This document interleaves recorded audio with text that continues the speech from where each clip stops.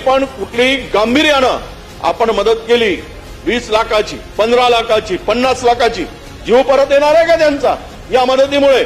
आणि एवढे मोठ्या स्फोटकामध्ये स्फोटकांचे कारखाने आहेत, एक्सक्लुझिव्ह आहेत, आणि आपण कुठलीही गांभीर्यानं पावलंच उचलत नाही.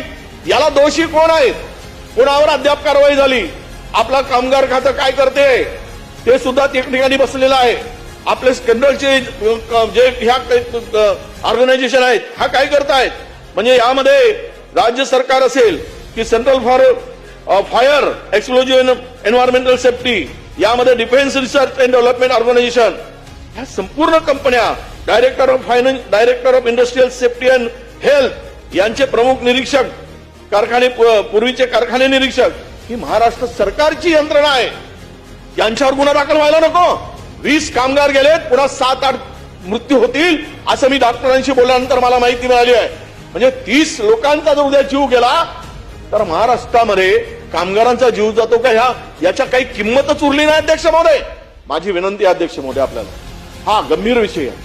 हे वारंवार घटना घडत आहेत. मी सांगितलं आपल्याला की सातत्याने या घटना घडत असून आतापर्यंत 1.5 वर्षामध्ये जवळपास 43 कामगारांचा मृत्यू या 5-7 कारखान्यामध्ये झालेला आहे. तुम्ही पालकमंत्री आहात बावनकुळे साहेब, आपण मागच्या वेळेस मी स्वतःही ज्यावेळेस ही घटना घडली त्या सोलार एक्सक्लुझिव्ह मध्ये, त्यावेळेस आम्ही पण तिकडे गेलो होतो. आम्ही सगळी परिस्थिती घेतली. त्यावेळेस पण असंच उत्तर आलं की आम्ही कारवाई करतो. आताही तसंच उत्तर आलं, इतके पैसे दिले, तितके पैसे गेलेत. त्यांना पैसे देऊन हा काही यावरचा उपाय नाही असं मला वाटतं. म्हणजे 300 रुपये मजुरीसाठी 14 गावकरी त्या ठिकाणी 14 महिलांचा जीव गेला. गावकरी म्हणतात आमच्या जीवाची काही किंमत आहे की नाही? आमच्या जीवाला काही किंमत देता की नाही? तुम्ही पैसे देणार पण आमचं कुटुंब उद्ध्वस्त झालंय, त्यासाठी काय करणार?